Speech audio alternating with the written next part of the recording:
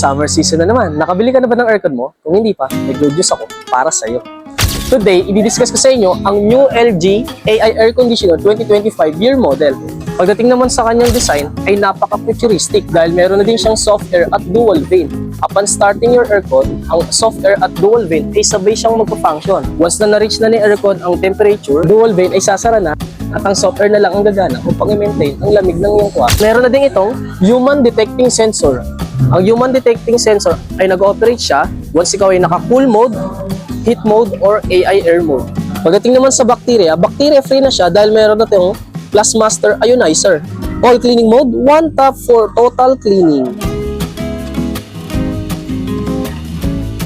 May LG Thank You app ka na pwede mo i-download to help you manage, budget, and monitor your LG air conditioner in its consumption. Just log into your LG Thank You app and look for the AI Kilowatt Manager features. Dahil sa app na to, tutulungan kang iset ang target ng electricity consumption mo, which means makokontrol mo yung electricity consumption mo whenever you use your aircon. The best part, pwede kang gumamit ng energy saving mode kapag nakita mo na malapit ang target ng electricity na naset mo. Galing, no? Basta air problem, meron akong air solution para sa'yo.